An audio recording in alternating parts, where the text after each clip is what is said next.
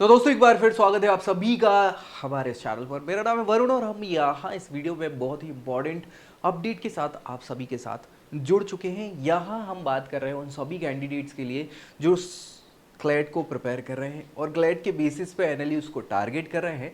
हालांकि एनएलयूज की फीस बहुत हाई होती है, तो ऐसे भी बहुत सारे कैंडिडेट हैं जिनको थोड़ा सा फी पेमेंट में या बाकी को फाइनेंशियली एड की ज़रूरत पड़ जाती है। तो उन सभी कैंडिडेट को मैं बता दूं यहाँ कुछ स्कॉलरशिप्स भी हैं जो एनएलयूज आपको प्रोवाइड कराते हैं। कौन कौन सी वो स्कॉलरशिप्स हैं उन सब पे हम डिटेल में डिस्कस करेंगे, तो आखिर तक वीडियो को देखना है और दोस्तों में भी शेयर कर देना है ताकि उनको भी ये इंपॉर्टेंट जानकारी मिल जाए। बाकी पहली बार अगर चैनल पर आ रहे हैं तो सब्सक्राइब करना नहीं भूलना है, क्योंकि आपकी इंपॉर्टेंट अपडेट्स लॉ से रिलेटेड, कॉलेजेस की, कोर्सेज की, करियर से जुड़ी सारी आपको यही इसी चैनल पर मिलने वाली है। बाकी अपनी प्रोफाइल पे बेस्ट क्या है जानना चाहते हैं तो नीचे प्रोफाइल एनालिसिस फॉर्म मिल ही जाएगा डिस्क्रिप्शन बॉक्स में, जिसको फिल करके आप जानकारी ले सकते हैं।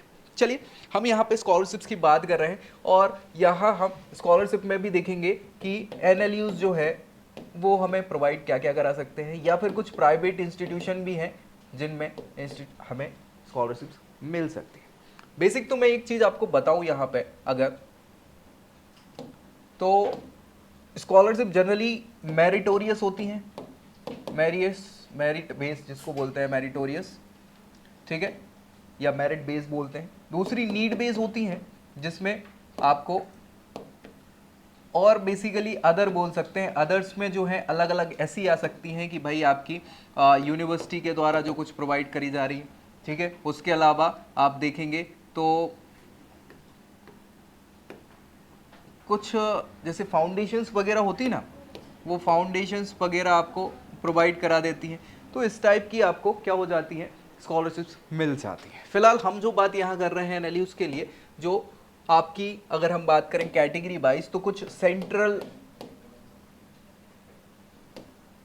गवर्नमेंट आपको प्रोवाइड कराती है, कुछ स्टेट गवर्नमेंट,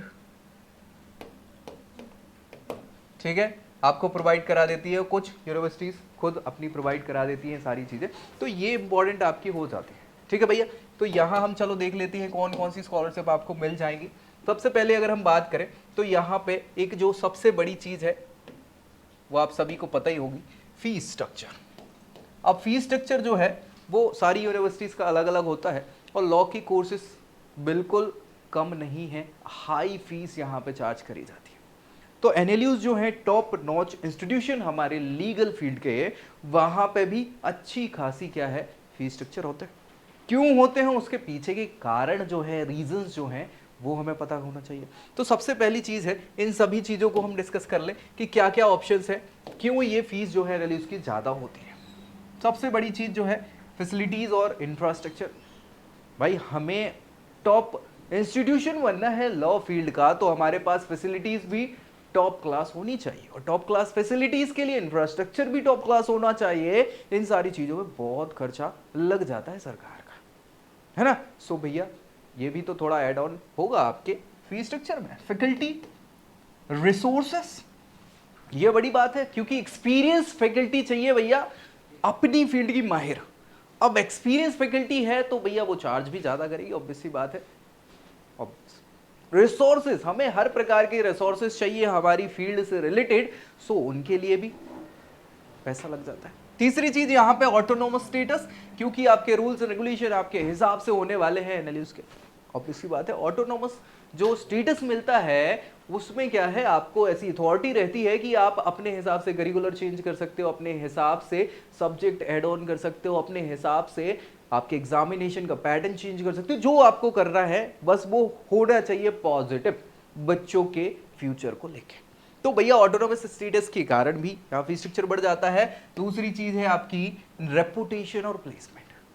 आप देखेंगे एनएलयूज के प्लेसमेंट के रिकॉर्ड्स बाकी इंस्टीट्यूशन से ज़्यादा ही होते हैं, ऑब्वियस सी बात है। अब कुछ नए नए एनएलयूज है उसकी बात अलग है, क्योंकि उनका अभी एलुमनाई नेटवर्क अच्छा नहीं है, धीरे धीरे वो बढ़ रहे हैं उस प्लेसमेंट के उन टारगेट्स पे जो एक अच्छा हम प्लेसमेंट रिकॉर्ड बोल सकते हैं। लेकिन जो पुराने इंस्टीट्यूशन है, जो जाने माने हैं, वो आपको अपने आप में अच्छा ही प्लेसमेंट प्रोवाइड करा रहे हैं। साथ ही साथ यहाँ पे उनकी रेपुटेशन, रेपो बहुत इंपॉर्टेंट है भैया। आप भी अपनी घर की रेपो होती है, वैसे इंस्टीट्यूशंस की रेपो होती है, क्योंकि बच्चे कैसे रेपो करेंगे, वहाँ उनके प्लेसमेंट बहुत अच्छे हैं, तो बच्चे टारगेट करेंगे उस चीज़ को, फैसिलिटी बहुत अच्छी, इंफ्रास्ट्रक्चर बहुत अच्छा है, सो वो रेपुटेशन के अंदर आ जाता है और ये बहुत मायने रखते हैं। इसके अलावा बात कर लें, गवर्नमेंट फंड जो है वो बहुत लिमिटेड होता है यार, ऑटोनोमस स्टेटस है, तो इस कारण से इनको कहीं ना कहीं अब अपनी पॉलिसीज चलानी है, अपने चेंजेस करने हैं, तो गवर्नमेंट फंडिंग यार, गवर्नमेंट के पास बहुत सारे इंस्टीट्यूशन हैं और बहुत इंस्टीट्यूशंस के कारण क्या हो जाता है कि फंडिंग लिमिटेड है,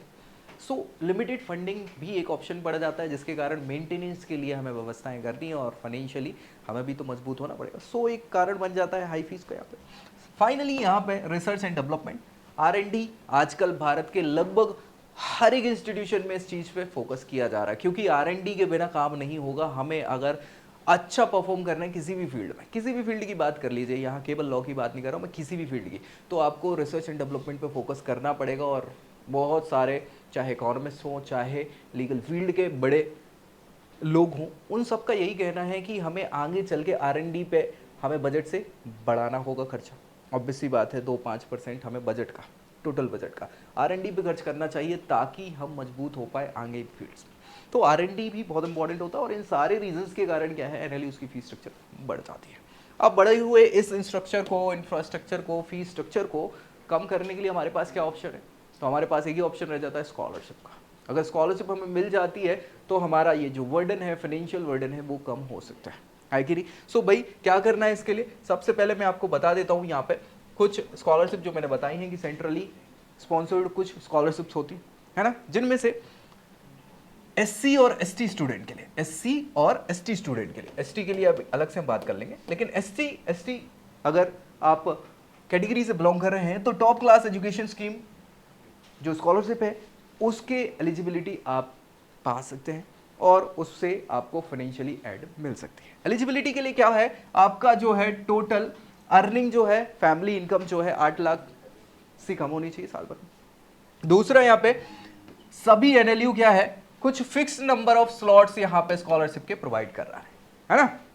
ऐसा नहीं कि सारे बच्चों को ही मिल जाएगी, यहाँ पे मिलेगी, लेकिन कुछ फिक्स नंबर ऑफ स्टूडेंट हैं जिनको ये स्कॉलरशिप मिलती है हर NLU से। कौन कौन से कितने स्लॉट्स हैं वो सारी चीजें हम डिस्कस यहाँ करेंगे।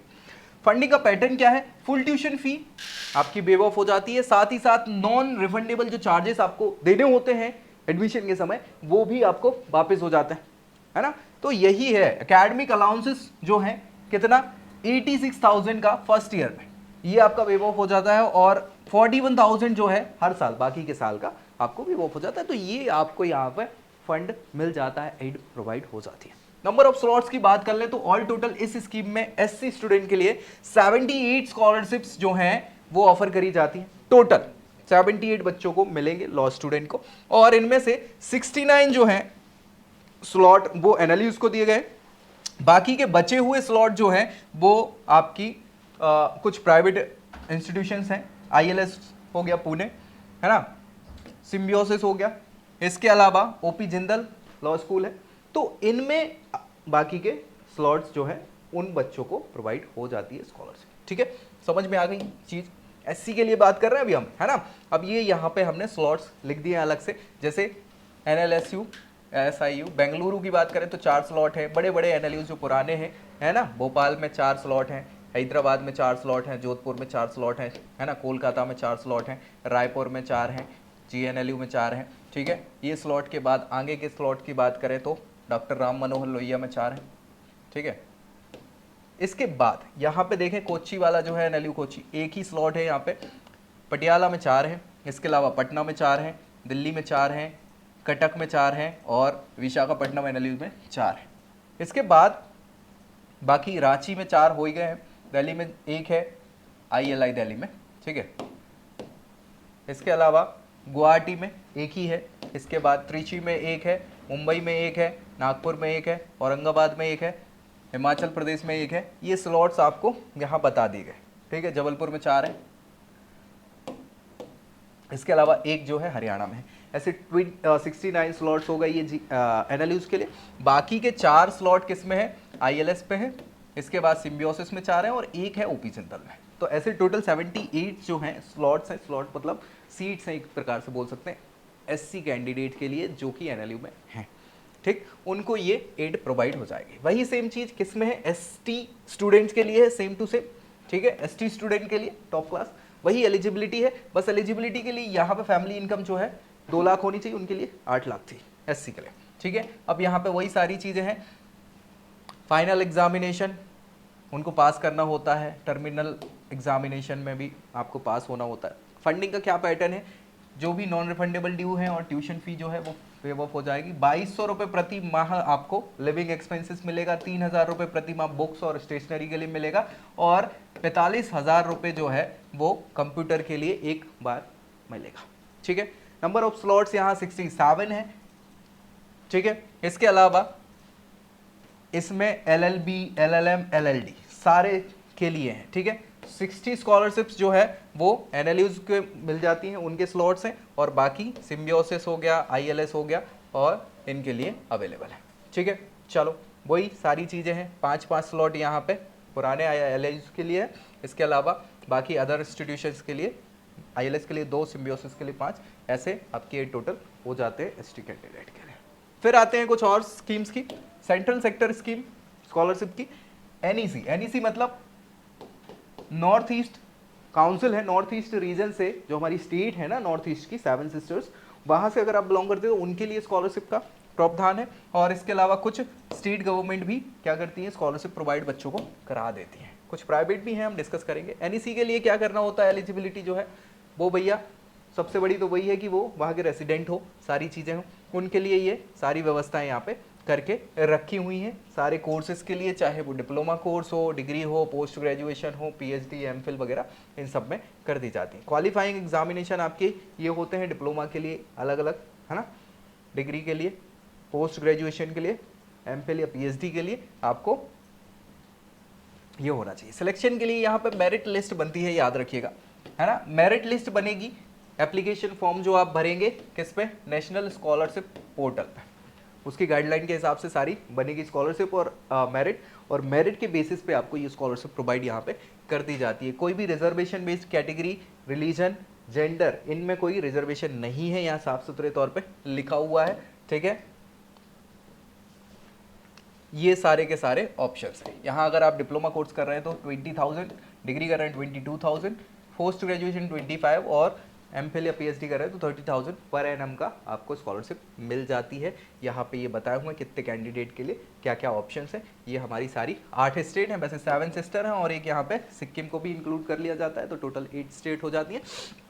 इन कोर्सेज के लिए ये टोटल यहाँ पे क्राइटेरियाज बताए हुए हैं कि कितनी कितनी सीट्स यहाँ पे मिल जाएंगी। तो ये हो गई आपकी किसकी, NEP की, NEC की, नॉर्थ ईस्टर्न काउंसिल की।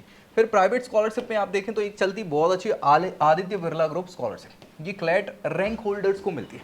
आपने अच्छा परफॉर्म किया है क्लैट में, आपकी रैंक अच्छी है, मेरिट में है, तो आपको ये स्कॉलरशिप मिल जाती है। Widely popular, they offered student pursuing a wide range of courses in the legal stream.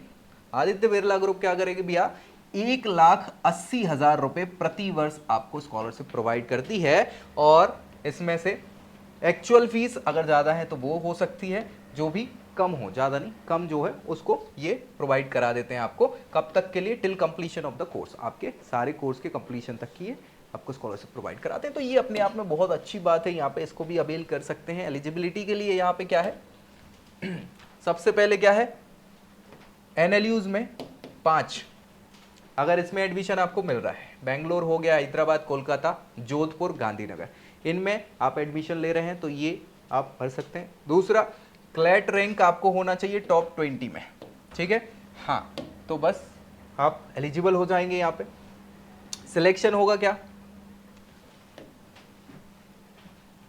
100 applications लेते हैं टोटल, जिसमें से 5 NLUs के 20-20 बच्चे लेंगे, ठीक है भाई, और क्या, 3 राउंड होंगे यहाँ पे, application form, overall assessment, academic और को करिकुलर अचीवमेंट, और दूसरे राउंड में ऐसे, तीसरे राउंड में इंटरव्यू। इन सब के परफॉर्मेंस के बेसिस पे आपको सिलेक्ट किया जाता है। 8 ही बच्चे टोटल सिलेक्ट किए जाते हैं, ठीक है, उनके लिए ये क्राइटेरिया है। तो भैया आपको थोड़ा सा यहाँ पे परफॉर्मेंस बेस्ड है, अच्छा रहना पड़ेगा, ठीक है भाई। एकोमोडेशन, ट्रांसपोर्टेशन रिम्बर्समेंट मिल जाता है मुंबई वाले बच्चों के लिए, है ना।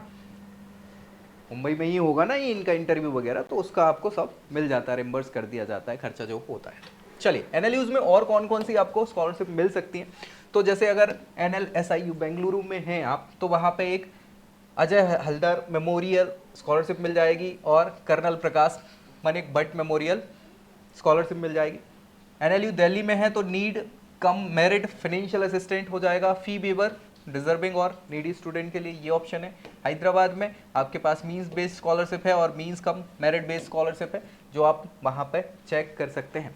गांधीनगर में जाते हैं GNLU में, तो भैया यहाँ पे एकेडमिक स्टार स्कॉलरशिप प्रोवाइड करी जाती है। इसके अलावा लखनऊ में मेरिट कम मीन स्कॉलरशिप मिल जाती है, कटक पे आपको university merit cum mean scholarship मिल जाती है, ठीक है। इसके अलावा असम गुवाहाटी में यूनिवर्सिटी की merit cum mean scholarship option है ही। NLIU भोपाल में आपके पास lead justice JS Verma merit cum mean scholarship है और NLU भोपाल की मेरिट कम मीन स्कॉलरशिप है।